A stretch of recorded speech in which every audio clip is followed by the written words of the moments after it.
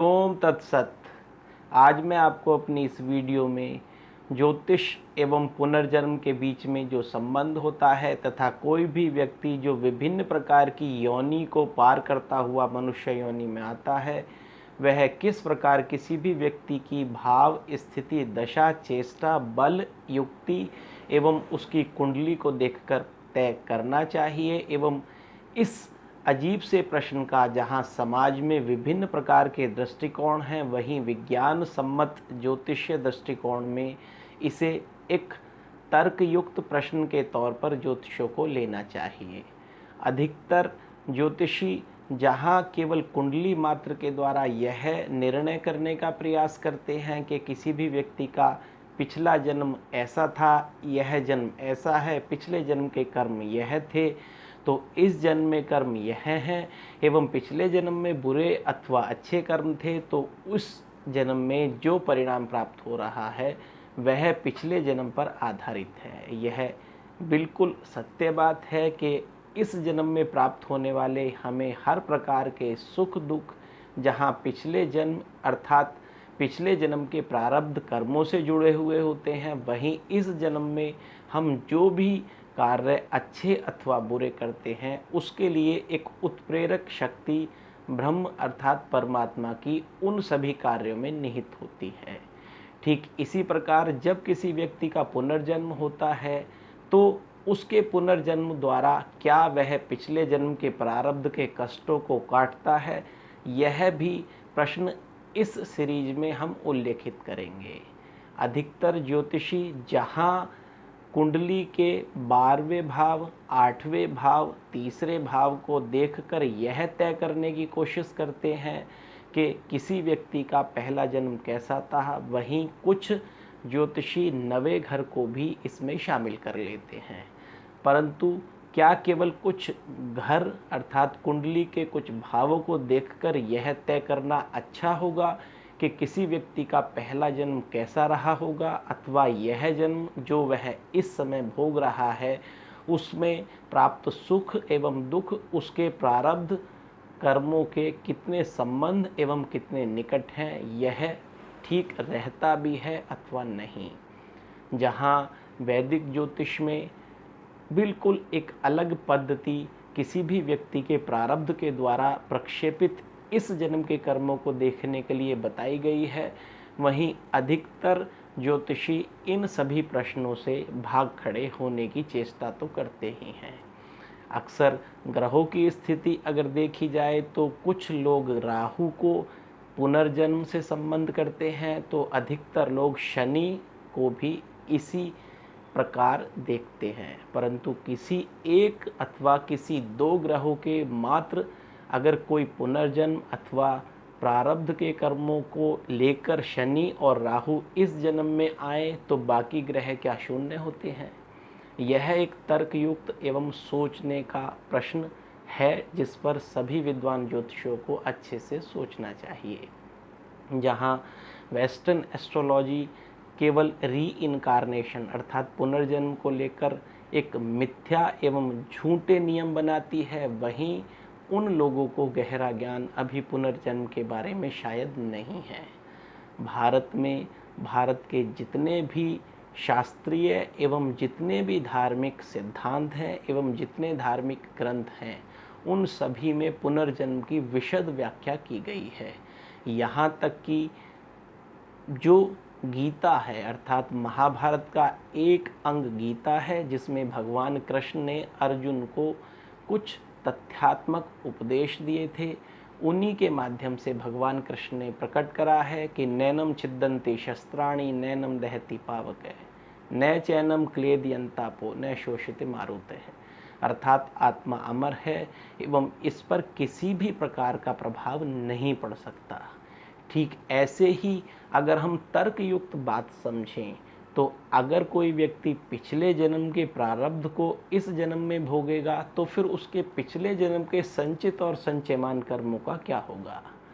ऐसे ही अगर कोई व्यक्ति अकारण ही इस जीवन में आ जाएगा तो वह इस जीवन में आया क्यों।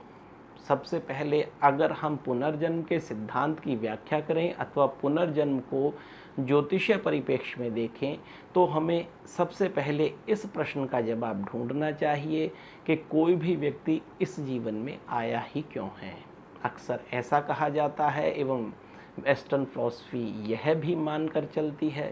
कि किसी भी निम्नतर जीव की चेष्टा एवं उसके कर्म के द्वारा करा हुआ कार्य कोई बहुत ही अच्छा नहीं कहा जा सकता, परंतु भारतीय माइथोलॉजी में हर प्रकार की योनियों में पड़े हुए प्राणी को जीव कहा गया है। अर्थात भारतीय शास्त्र एवं भारतीय मेधा इस बात को अकाट्य रूप से मानती भी है एवं प्रमाणित भी करती है कि अगर कोई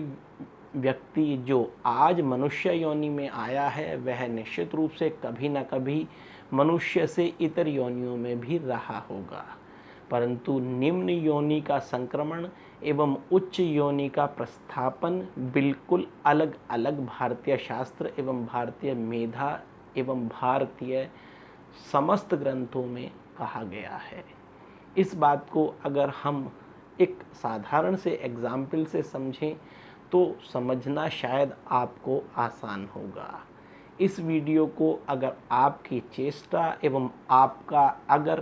पुनर्जन्म से संबंधित एवं ज्योतिषीय सिद्धांतों के आधार पर इसकी व्याख्या में इंटरेस्ट है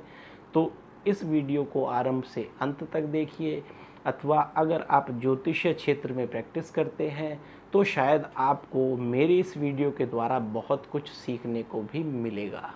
परंतु शर्त सिर्फ यही है कि आपको यह वीडियो कई बार आरंभ से अंत तक देखनी चाहिए। मैं आपको एक छोटे से सिद्धांत से आत्मा और जन्म की व्याख्या के द्वारा इस जन्म एवं पुनर्जन्म की कल्पना एवं उसको तर्क आधार पर कैसे देखा जाए यह समझाता हूँ। मान के चलिए कि आपके हाथ पर इस समय कोई मच्छर बैठ गया है और आपने उस मच्छर को अपने दूसरे हाथ से मार दिया, तो इस मच्छर के मरने के उपरांत इस मच्छर अर्थात इस जीव की जो जीवात्मा थी वह अकारण कहाँ चली गई। शायद आपका मन कहेगा कि वह इस ब्रह्मांड में विलुप्त हो गई। आधुनिक साइंस यह कहेगी कि जो दो तत्वों का संयोजन था वह टूट गया एवं वह एनर्जी जो मच्छर को अभी तक चला रही थी वह लुप्त हो गई, परंतु यह बात तार्किक रूप से ठीक नहीं कही जा सकती, क्योंकि हम जिस बात के लिए यहाँ पर इस विषय में चर्चा कर रहे हैं वह यह है कि क्या इस मच्छर का दोबारा से पुनर्जन्म होना चाहिए। बड़ी ही सिंपल सी बात है एवं बड़ा ही साधारण सा नियम है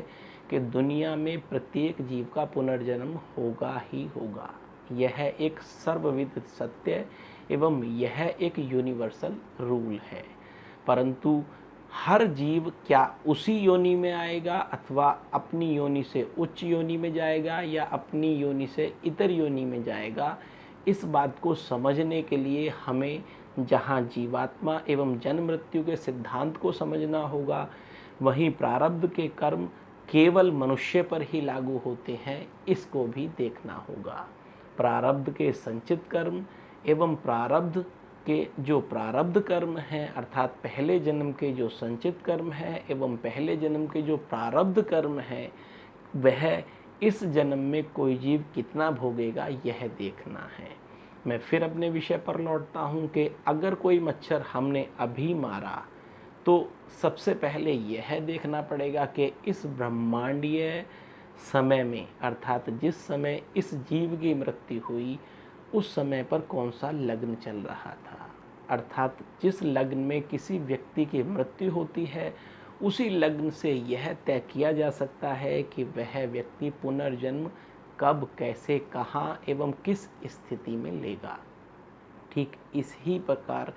जैसे शुक्ल और कृष्ण पक्ष होते हैं, जैसे रात और दिन होते हैं, ठीक इसी प्रकार जब कोई जीव इस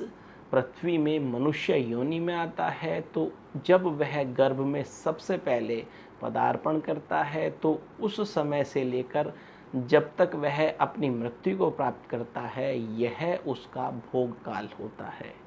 ठीक इसी प्रकार जब कोई व्यक्ति मृत्यु प्राप्त कर चुका होता है एवं इस शरीर को छोड़ देता है, तो वह उसका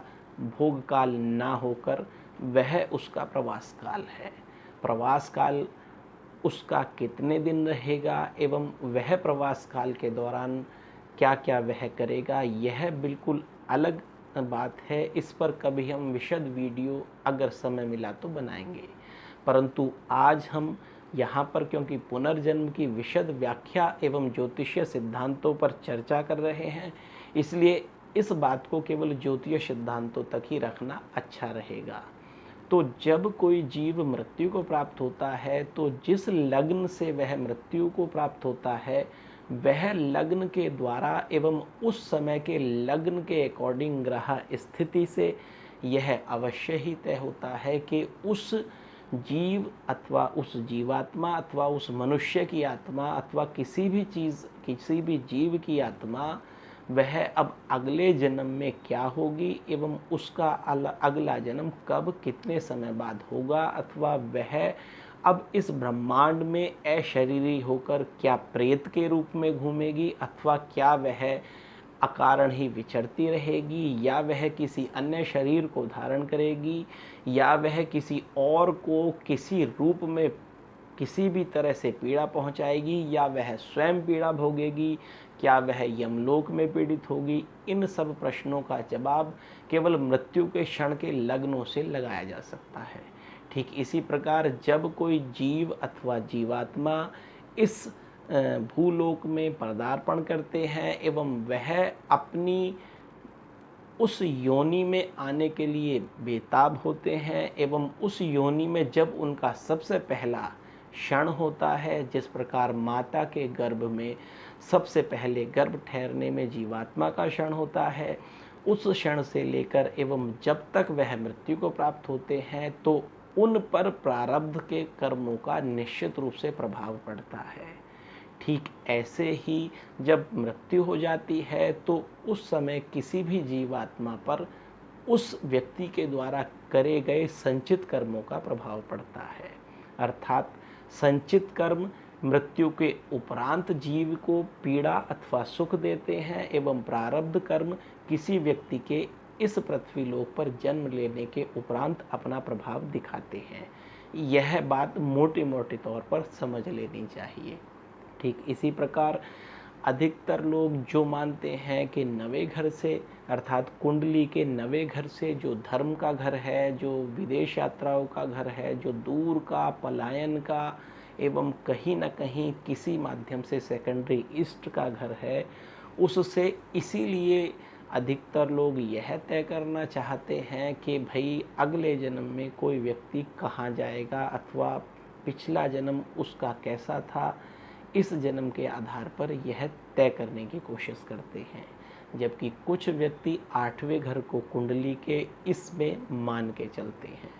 परंतु 8वां घर 9वें घर से 12वां एवं 7वें घर से दूसरा घर होता है। ठीक ऐसे ही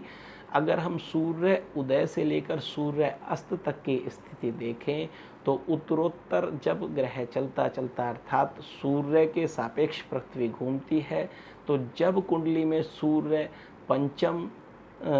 स्थिति को पार करते हुए अर्थात क्योंकि सूर्य पूर्व से दक्षिण और इस तरह से जाकर पश्चिम में अस्त होता है, तो वहाँ को पार करते करते जब वह 8वें घर पर आता है, तो उस कल्पना के हिसाब से लगभग दिन छिपने के करीब का समय होता है एवं जब वही सूर्य 7वें घर पर आता है तो दिन छिप चुका होता है। इस आधार पर 8वें घर की लोग कल्पना करते हैं कि क्योंकि किसी भी जीव ने धीरे धीरे चलते चलते अब रात के समय का पदार्पण हो गया है, अर्थात जीव ने अब अपना वह शरीर त्याग दिया है, इसीलिए कुछ लोग 8वें घर को भी प्रारब्ध के कर्म एवं पहले जन्म की स्थिति तथा अगले जन्म की स्थिति से तुलना करते हैं। इसी प्रकार कुछ लोग 12वें घर से यह देखते हैं, क्योंकि वह व्यय का भाव है एवं कुंडली में पूर्ण होने का भाव है। ठीक कुछ लोग इसी प्रकार क्योंकि 12वां घर किसी भी व्यक्ति की मृत्यु से संबंधित मानते हैं, तो वह भी 12वें घर से री इनकारनेशन अथवा पुनर्जन्म की स्थिति देखते हैं।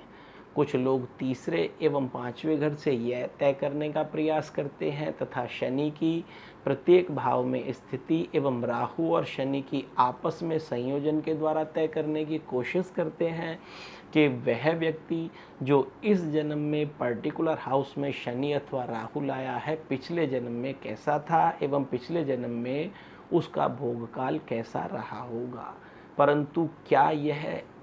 अतिशयोक्ति या बात नहीं होगी कि हम किसी व्यक्ति का व्यक्तित्व जहाँ 7 मुख्य ग्रहों से मानते हैं वहीं 2 छाया ग्रहों के द्वारा प्रक्षेपित होने के कारण कुल वैदिक ज्योतिष में 9 ग्रहों से किसी भी व्यक्ति के व्यक्तित्व, उसकी आत्मा, उसके शरीर, उसका कॉन्शियस माइंड, उसका सबकॉन्शियस माइंड, उसका मन एवं उसके सातों चक्रों की व्याख्या करते हैं, लेकिन केवल शनि और राहु एवं कुछ भावों के द्वारा यह तय करने का प्रयास करते हैं। मेरे हिसाब से यह सिद्धांत ठीक नहीं माना जा सकता। अब हम इस बात पर चर्चा करेंगे कि आखिर सिद्धांत ठीक कौन सा होगा। अगर हमें पुनर्जन्म अर्थात इस जन्म से पहले जन्म, पास्ट लाइफ एवं इस जन्म से अगला जन्म, पुनर्जन्म, रीबर्थ देखना होगा तो हमें प्रत्येक ग्रह को उसकी स्थिति से शामिल करना चाहिए एवं ठीक जब कोई जीवात्मा ने जिस समय पर जन्म लिया है उस समय पर ब्रह्मांडीय ग्रहों की स्थिति, सूर्य और चंद्रमा की परस्पर कलाओं का विच्छेदन एवं प्राप्त लग्न एवं उस प्राप्त लग्न से पहला लग्न देखकर यह अवश्य ही तय करना चाहिए कि किसी भी मनुष्य जीव का अथवा जो जीव इस पृथ्वी जगत में आया है उसका पहला जन्म क्या रहा होगा। इस बात को थोड़ा गूढ़ ज्योतिष के सिद्धांतों में माना जा सकता है जिसकी अधिकतर एस्ट्रोलॉजरों को व्याख्या पता ही नहीं है अथवा जिन्हें पता है वह इस पर शोध नहीं करते। ज्योतिषीय सिद्धांतों पर शोध जहाँ लगातार करने का प्रयास किसी भी ज्योतिषी को करना चाहिए, वहीं हमारे विभिन्न प्रकार के वैदिकीय ज्योतिषीय सिद्धांतों की परीक्षा अपने आने वाले क्लाइंटों के ऊपर अवश्य ही करनी चाहिए। क्या किसी व्यक्ति को प्राप्त इस योनि में जो उसके फीचर्स की बनावट है क्या वो पिछले जन्म में भी ऐसी ही थी? इस बात का प्रश्नों का जवाब भी ज्योतिषों को किसी भी व्यक्ति के चेहरे को ढूंढकर एवं उसके चेहरे पर प्राप्त बिंदुओं, सिद्धांतों के आधार पर व्याख्या करने की चेष्टा करनी चाहिए। मैं यह वीडियो अलग अलग चरणों में इसी को काट काट कर पार्ट बनाऊंगा जिससे कि आपको केवल एक ही समय पर यह वीडियो देखकर बहुत कम सीखने को मिले। अर्थात जब आप इसे पार्ट पार्ट में कई बार दोहरा कर देखेंगे तो निश्चित रूप से आपको रीइनकार्नेशन का सिद्धांत समझ में आएगा एवं ज्योतिषीय परिप्रेक्ष्य में उस रीइनकार्नेशन की क्या व्याख्या हो सकती है इसके बारे में भी